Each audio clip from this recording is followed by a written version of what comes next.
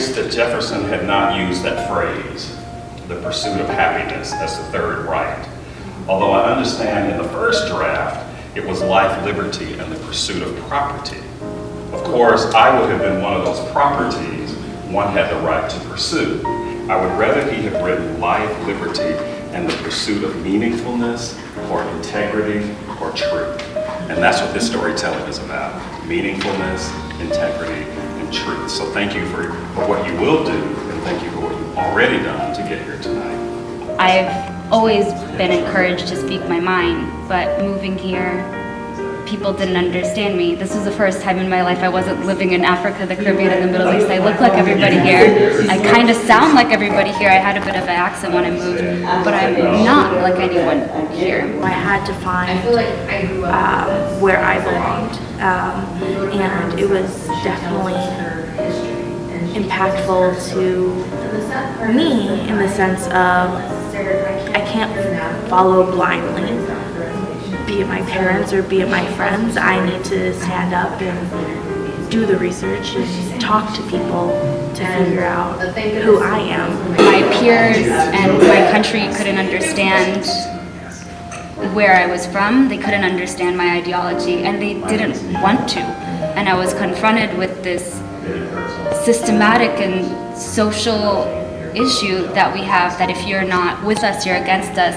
and it's so black and white. And I just was this circle trying to be stuffed into a square, and it was impossible for me after 17 years of life thinking that I was American, but feeling this weird disconnect and coming here and being almost shunned. In going to prison, I lost everything. I lost all my money, relationships, reputation, stripped of everything. But in getting stripped of everything, I found out what was real and what mattered. It was in here. It's strange that I had to go to prison to find out what real freedom is, and I had to lose everything to find out where real wealth is. I found out, I made the best of my prison experience by teaching and writing. I wrote a lot of articles about it. I helped the fellows get their GED. But the thing that I came away from learning from that was the value of education. So many of the fellows I worked with had extremely poor self-images.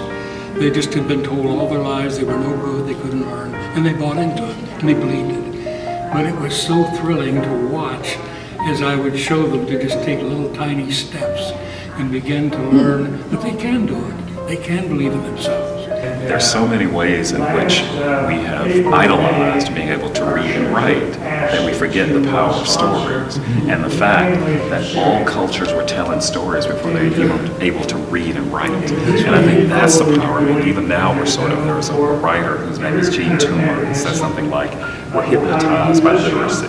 We say, put it in writing, as though that's somehow some authority, when we can make up stuff and put it in writing. But this notion of being able to tell a story, my dad was a preacher, and he would say something like, that which comes from the heart reaches the heart. So there's something about the story, if it's honest, then it feels authentic. And the more specific it is, the more general it becomes. This thing that you hear on TV, that we got all these bad people coming into this country and we need to vet them and we got to sort them out. I'm going to tell you now, that's wrong. The vetting these people went through is incredible. They've been interviewed so many times. They've been cleared by every department in Washington. And we are a very rich country, and we should be doing more of this. But in the meantime, we've got certain people in Washington that just don't get it. And when you say, I love my country, but that's the but part for you. That's the but part. After getting some distance and being able to come back, I do appreciate this as my home, and I do feel like I have a sense of belonging, especially with the last election. I think that people are finally starting to realize that the importance is dialogue, being able to have conversations that are uncomfortable, being able to listen to someone you don't agree with. That's where progress comes from, and I don't know if it's my progression or America's progression or both happening at the same time, but I finally feel like I belong here.